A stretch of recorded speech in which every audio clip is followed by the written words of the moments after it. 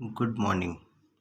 आज हम लोग CMA फाइनल का कंपनी लॉ का अकाउंट्स एंड ऑडिट चैप्टर 4 पढ़ेंगे। चैप्टर 4 में सबसे पहले पढ़ेंगे ऑडिटर्स। चैप्टर 4 का 3 या 4 क्लासेस होगा। सबसे पहले मैं ऑडिटर स्टार्ट कर रहा हूँ। ऑडिटर में सबसे पहले पढ़ेंगे appointment of first auditors. First auditor क्या है, मैं आगे बेसिक आपको समझा रहा हूँ, फिर प्रोविज़न पे आऊँगा। देखिए, फर्स्ट ऑडिटर का बेसिक प्रोविज़न यही है कि कंपनी जब इनकॉर्पोरेशन हो जाती है उसके 30 दिन के अंदर बोर्ड ऑफ डायरेक्टर लोग फर्स्ट ऑडिटर को अपॉइंट कर देते हैं।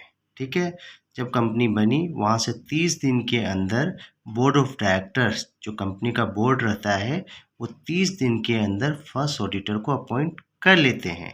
और यदि बोर्ड नहीं कर पाते हैं 30 दिन के अंदर, तो वहाँ से 90 दिन के अंदर कंपनी के जो मेंबर्स लोग होते हैं वो फर्स्ट ऑडिटर को अपॉइंट कर लेंगे। और फर्स्ट ऑडिटर जो है फर्स्ट AGM तक ही रहता है, उसके बाद सब्सिक्वेंट ऑडिटर आ जाता है। तो फर्स्ट ऑडिटर कहाँ तक रहेगा? AGM, एनुअल जनरल मीटिंग तक रहेगा। अब ये तो बेसिक था। अब मैं प्रोविजन में आ रहा हूँ। देखिए प्रोविजन में क्या लिखा हुआ है, देखिए मैं जूम भी कर रहा हूँ, अच्छा से देखिए। The first auditor of A company other than a government company shall be appointed by the board of director within 30 days of date of incorporation of company।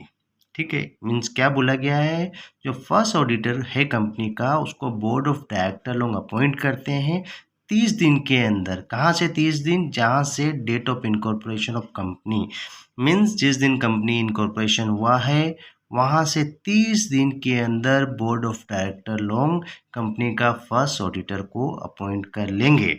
अब आगे प्रोविजन में क्या लिखा है, देखिए, if board fails to appoint first auditor the members में appoint first auditor in EGM within 90 days.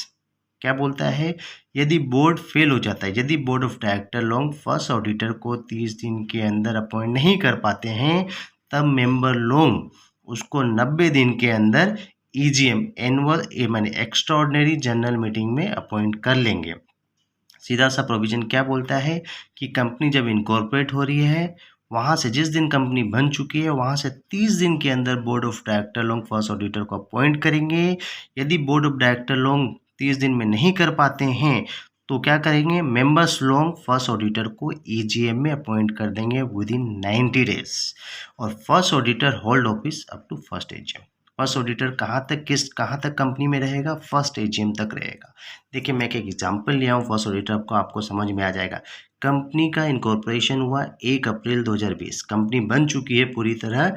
1 अप्रैल 2020 में company incorporate हुई है, तो बोर्ड ऑफ डायरेक्टर लोग वहाँ से 30 दिन के अंदर, मीन्स 30 अप्रैल तक बोर्ड ऑफ डायरेक्टर लोग को फर्स्ट ऑडिटर को अपॉइंट करना पड़ेगा। यदि 30 अप्रैल तक बोर्ड ऑफ डायरेक्टर लोग अपॉइंट नहीं कर पा रहे हैं तो वहाँ से 90 दिन के अंदर, मीन्स 30/7/2020 को क्या करेंगे, मेंबर्स लोग EGM में फर्स्ट ऑडिटर को अपॉइंट कर देंगे। देखिए मैं एक पिक्चर दिखा रहा हूँ, उससे आपको सब समझ में आ जाएगा। इस पिक्चर को ध्यान से देखिए। फर्स्ट ऑडिटर है, 30 डेज के अंदर BOD कब तक अपॉइंट करेगा? 30 डेज के अंदर। 30 डेज में BOD। अब BOD 30 दिन में नहीं कर पा रहा है तो 90 दिन में मेंबर्स लोग अपॉइंट कर देंगे। और फर्स्ट ऑडिटर कब तक ऑफिस में होल्ड करेगा? AGM तक, AGM डेट तक। ठीक है, अपने क्वेश्चन में आते हैं। देखिए मेरा क्वेश्चन को अच्छा से समझिए। कंपनी इनकॉर्पोरेट हुई थी 1 अप्रैल में, वहाँ से 30 दिन, 30 अप्रैल तक बोर्ड को अपॉइंट कर लेना चाहिए फर्स्ट ऑडिटर को। और यदि बोर्ड अपॉइंट नहीं कर पाता है तो 30 अप्रैल से 90 डेज, मीन्स 30 सितंबर तक मेंबर्स लोग उसको अपना EGM में अपॉइंट कर लेगा। यहाँ EGM होगा। ठीक है, अब मेंबर लोग उसको 30 सितंबर तक, 30/7 तक मेंबर्स लोग अपॉइंट कर लेगा। और फर्स्ट ऑडिटर कब तक रहेगा कंपनी में? फर्स्ट AGM, जनरली सितंबर में AGM होता है, तो फर्स्ट ऑडिटर 30 सितंबर तक रहेगा। उसके बाद फर्स्ट ऑडिटर की जगह रिजाइन कर देगा, उसकी जगह सब्सिक्वेंट ऑडिटर अपॉइंट हो जाएगा।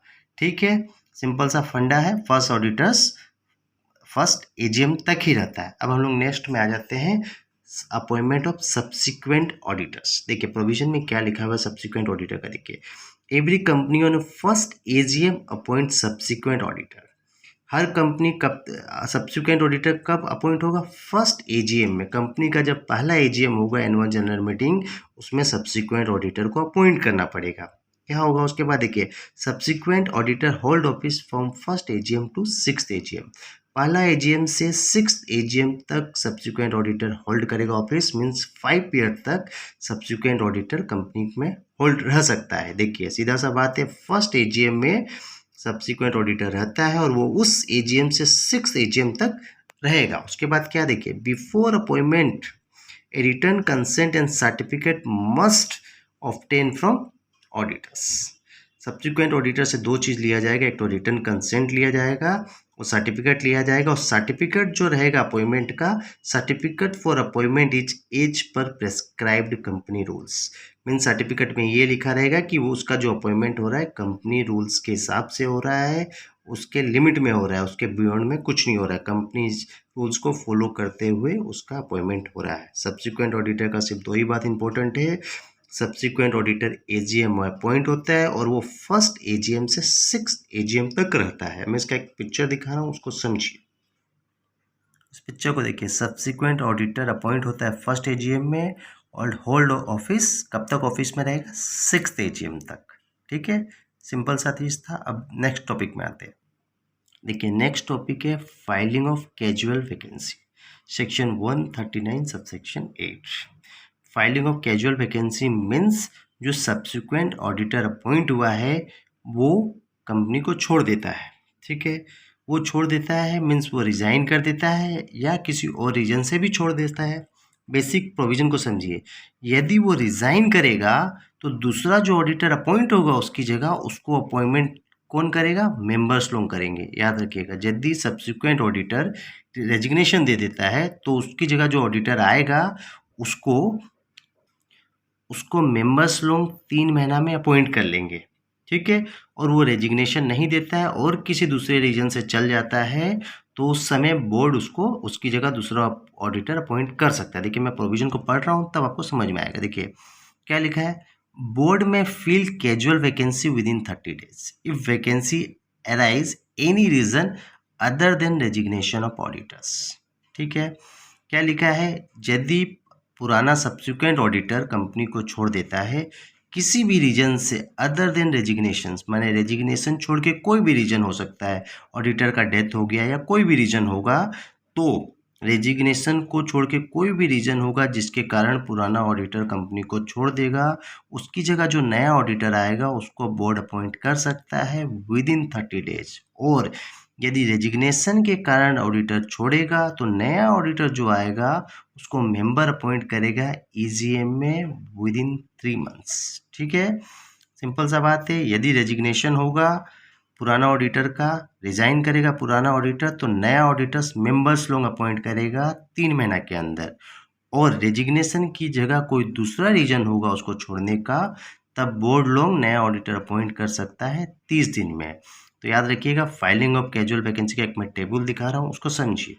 देखिए, इस टेबल को अच्छा से देखिए, कैजुअल वैकेंसी रीजन, यदि रेजिग्नेशन होगा तो मेंबर्स लोग 3 महीना में नया ऑडिटर अपॉइंट कर सकते हैं, और other reason like death etcetera, मानी रेजिग्नेशन को छोड़ के कोई दूसरा रीजन होगा तो बोर्ड नया ऑडिटर को 30 दिन के अंदर अपॉइंट कर सकता है। अब नेक्स्ट टॉपिक में आएंगे। देखिए, नेक्स्ट टॉपिक है terms of the auditors. Terms of the auditor means auditors कितना पीरियड तक ऑडिट कर सकता है कंटिन्यूअसली। ठीक है, यदि इंडिविजुअल ऑडिटर्स रहा, individual auditor means single auditor जिसका फॉर्म वगैरह नहीं है, जो सिंगली सोल प्रोप्राइटर बेसिस में काम करता है, तो वह मैक्सिमम 5 कंसेक्यूटिव ईयर्स माने कंटिन्यू 5 साल तक उस कंपनी का ऑडिट कर सकता है। और ऑडिट फर्म रहा तो वो 2 terms of 5 consecutive years means देखा जाए तो मैक्सिमम वो 10 साल तक काम कर सकता है। याद रखिए, ऑडिटर फर्म यदि इंडिविजुअल रहता है तो 1 टर्म एक ही मीन्स 5 कंसेक्यूटिव ईयर्स मीन्स 5 साल तक वो काम कर सकता है, और फर्म रहा तो वो 10 साल तक कंपनी का ऑडिट कर सकता है। अब नेक्स्ट टॉपिक में आते हैं। देखिए, नेक्स्ट टॉपिक है qualification of the auditors. Auditor का क्या क्वालिफिकेशन होना चाहिए? देखिए, एक्ट में लिखा है he is the chartered accountant within the meaning of chartered accountant act 1949। Simple meaning में यही है, जो बंदा सीए क्वालिफाइड है और सीए का मेंबरशिप लेके रखा है और वो अपना सीपी निकाल के रखा है, सर्टिफिकेट ऑफ प्रैक्टिस निकाल के रखा है, वही कंपनी का ऑडिटर बन सकता है।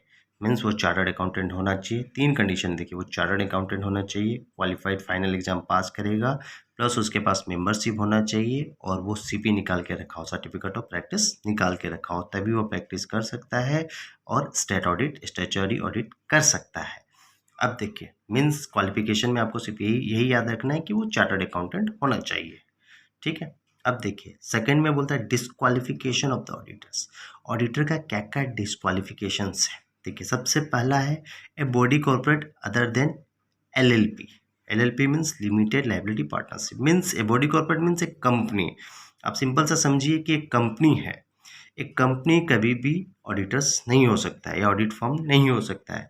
दूसरा देखिए, ऑफिसर और employee of the company. Means मेरा कंपनी का एम्प्लॉय या मेरा कंपनी का ऑफिसर कभी भी ऑडिटर नहीं हो सकता है। मीन्स एबीसी लिमिटेड का ऑडिट करना है तो एबीसी लिमिटेड का एम्प्लॉय को या ऑफिसर को कभी भी ऑडिटर्स नहीं बनाया जा सकता है। ठीक है। तीसरा पॉइंट है एम्प्लॉय ऑफ कंपनी, एम्प्लॉयज और ऑफिसर। मीन्स मेरा कंपनी का एम्प्लॉय भी कभी ऑडिटर नहीं बन सकता है। मीन्स एबीसी लिमिटेड का मिस्टर एक्स एम्प्लॉय है तो मिस्टर एक्स का सपोज मिस्टर बी एम्प्लॉय है तो मिस्टर बी भी यहाँ ऑडिटर नहीं बन सकता है। ठीक है। अब आगे देखिए, पार्टनर ऑफ कंपनी, एम्प्लॉय और ऑफिसर। यदि मेरा कोई एम्प्लॉय और ऑफिसर है, उसका कोई पार्टनर है तो वो भी ऑडिटर्स नहीं बन सकता है। अब देखिए, person who hold shares of A company में या सब्सिडरी कंपनी में या होल्डिंग कंपनी में एक्सीडिंग ₹1,00,000।